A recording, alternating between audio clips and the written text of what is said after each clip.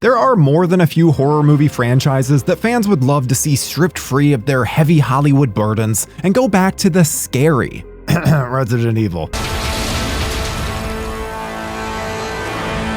Get rid of the bells and whistles, the studio interference, the PG-13 ratings, and generic storytelling. Well, today's film did just that. Partly out of necessity after a box office bomb left them with no major studio to party with, and partly because the creator of a popular comic book character was ready to finally get his hands dirty and see the true version of his character that he'd created come to life on the big screen, no matter the obstacles. The many, many obstacles. The first two Hellboy films were, at the very least, moderate success stories with fans and at the box office.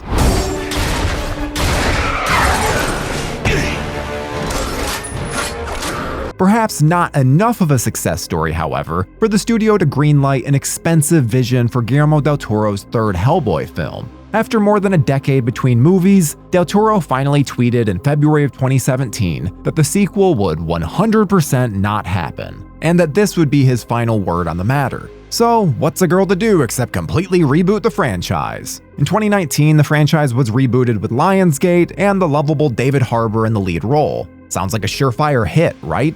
You're in love. Have a beer. Oh, my body's a temple. Well, now it's an amusement park. While the film, boasting a $50 million budget, opened to only $12 million domestically, on its way to a $55 million total haul, it was considered one of the biggest box office bombs of the year. What they do to you? The critics weren't fans either, with one calling it an origin story gobbledygook, another deeming it soulless. Finally, an audience cinema score of a C put the hopeful franchise starter on the canvas like Little Mac taking down Gabby J with a full power meter. Gabby J! Yay! And if you thought it was over, think again. The director and cast of Hellboy 2019 picked it back up off the canvas and kicked its ass a little more, while the ref begged and pleaded WCW style for them to stop. Come on, I don't want to hurt you, partner. I know you're in there somewhere. Talk to me. Director Neil Marshall blamed the studio and producers for being too involved and called the script, and I'm quoting here, shit. It's a bit nutty. Saying that he couldn't be expected to polish a turd. David Harbour even lamented that fans of the Del Toro and Ron Perlman films likely never gave the film a fair shot from the get-go. You know what hurts worse than being stabbed in the back? Being stabbed in the back. It's hard to imagine how a franchise could come back from all of that. Then again, it was always hard to imagine a film about a comic book movie centered around a giant red half-demon baby summoned to Earth by Nazi occultists. Yet, here we are. It's a boy. So the choice was made to strip Hellboy of all of its fanciness. No more Hollywood suits meddled in its makings, and to be honest, there probably weren't any studios willing to at this point. But that's besides the point. Who builds a tunnel to hell in the middle of the woods? Hellboy would go back to its beginnings. And please God, no, not another origin story. It would go back to its creator, Mike Mignola. Mignola had been both involved and not involved in a myriad of ways with the 3 Hellboy films that came before The Crooked Man. When Del Toro helmed the franchise and told Mignola some parts of the character wouldn't work on screen, he just didn't get in his way.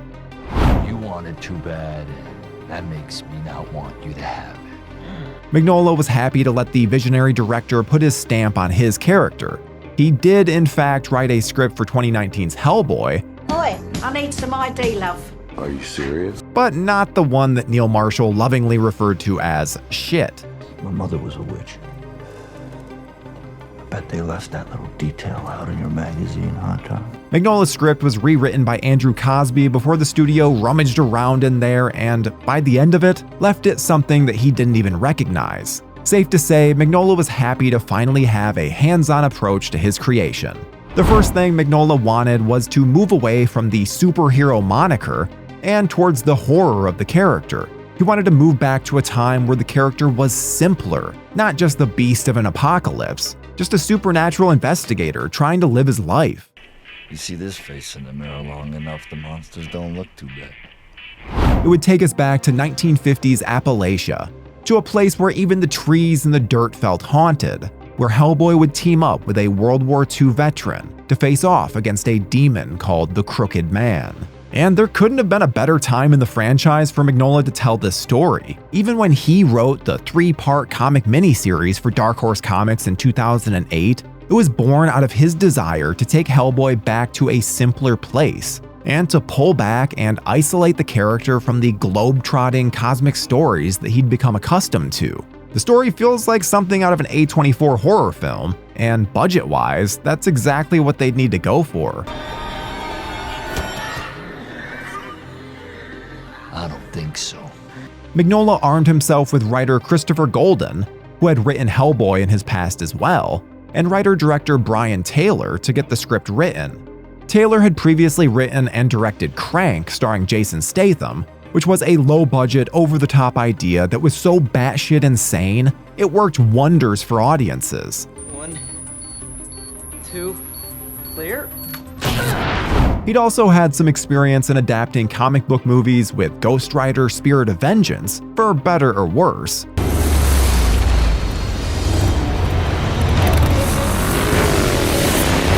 Making him the perfect man for the director's chair. In 2023, it was officially announced that Millennium Media, New Boyana Films, Dark Horse Entertainment, and Campbell Grobman Films would be producing a new Hellboy film. Hellboy the Crooked Man would even be rated R and take the character back to his horror roots. You getting the heebie-jeebies, friend? I am the heebie-jeebies. As the last film had promised and failed to do. All that was left to do was cast Hellboy. Well, and make the movie. You may have noticed, of the studios listed above, there were no Lionsgate, Universal, or Warner Brothers as part of this venture. The Crooked Man would boast a budget of only $20 million, which is less than half of any Hellboy budget before it. There were never any A-list stars in consideration for the project, and that's exactly what Mike Mignola wanted. This time around, the creators of the project were searching for a more stoic Hellboy that brought an almost quiet Western presence to the role. Something haunted. Evil. This place has the stink. 12-strong actor Jack Kesy is the only known actor who was offered the role, and he fit it well. Not only did he have the physical specimen to bring the character to life in a realistic way, but his demeanor throughout did the character justice at this point in its career. Instead of feeling like a superhero story focused on our main character, the Crooked Man put the horrors of the woods at the forefront. Kesy would chime in at just the right time with a drag of smoke and a smart-ass line. Sounds like a real clever little fellow. But never seemed to overshadow the story. It did, in fact, feel more like a folk horror western than a superhero movie in the end. Even if this iteration of Hellboy isn't the most beloved, we'll get to that later. I hated myself! Myself! This goddamn monster you made! It certainly wasn't because of the titular character's performance. Yellowstone actor Jefferson White was cast as one of Hellboy's adopted sidekicks, and haunted World War II veteran Tom Farrell. The character just kind of shows up, spits on the ground, and makes it known that he's seen the devil and knows all about a bunch of witchy shit. Take off that boy's clothes and boil him, calling out Cora Fisher's name. She's the one that witched him, that'll bust the spell. But eventually divulges a backstory that fits our situation. It's a long time ago, I guess. Adeline Rudolph was cast as fellow BRPD agent Bobby Joe Song, who is accompanying Hellboy to transport a huge supernatural spider to their headquarters.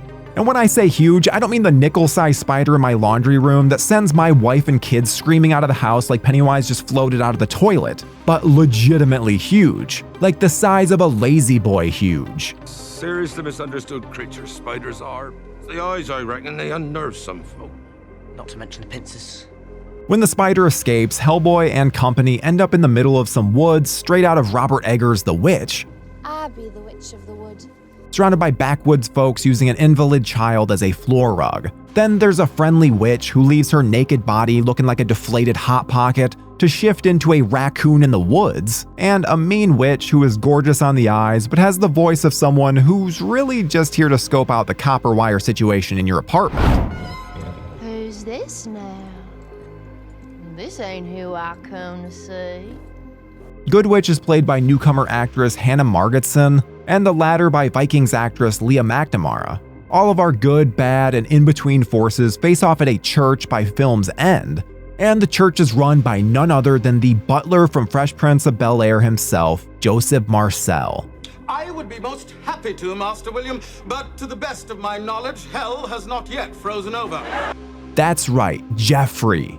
Fuck making a bunch of sandwiches, he's fighting demons in this one.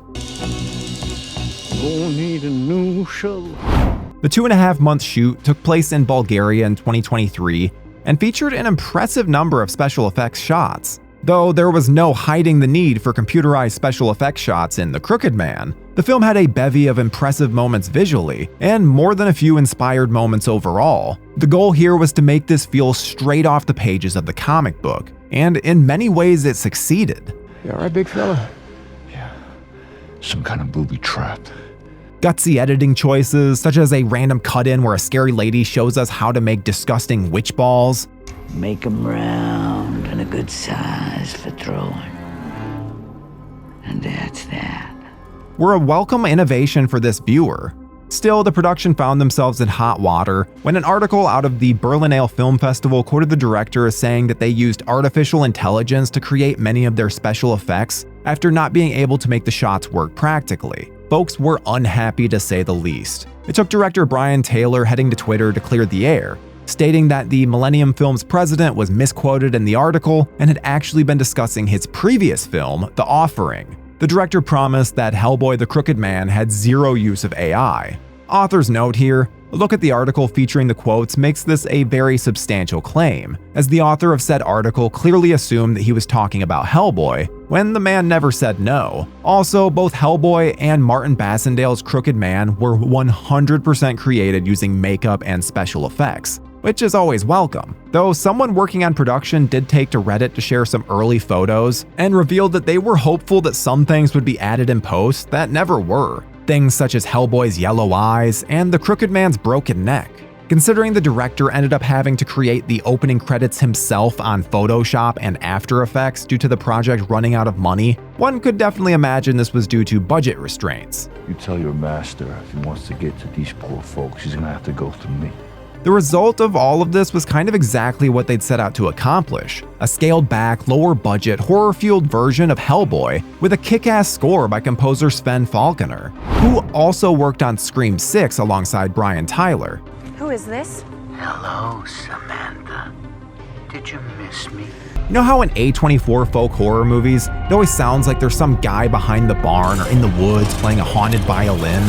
Well, Sven nailed that shit. But regardless, it's hard to deny the overall project could have been really benefited from a little more budget. Here's where things get tricky. No matter how you feel about the quality of this latest iteration of Hellboy, the film was only released theatrically in a few international markets. Otherwise, it was distributed straight to video on demand by Ketchup Entertainment. Having your film released straight to video by a company named after a delicious food condiment makes it a bit difficult for it to leave its true mark.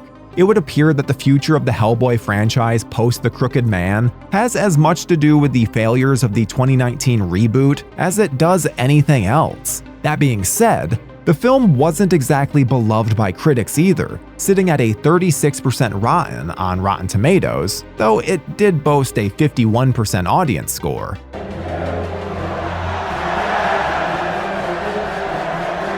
Hellboy the Crooked Man is a bit of a double-edged sword, as those accustomed to the previous films may have been looking for a different tone entirely. But after all, that's exactly what Mike Mignola and team set out to do. As a standalone film, The Crooked Man was a nice mix of folk horror and comic book storytelling that this horror fan enjoyed. Sure, the budget and at times backwoods overacting make for a few awkward, clunky moments. We've been in an accident. Do you happen to have a phone? Sure we do. It's in back next to the color television. But given the situation, count me in as someone who received a whole lot more than he bargained for from this film, leaving at least some fans disappointed that the $2 million return on the $20 million project, paired with the lack of current excitement around the IP, is unlikely to wield any follow-ups. But we'll always have those woods in wherever the fuck those woods were. And that, my friends, is what the fuck happened to Hellboy the Crooked Man.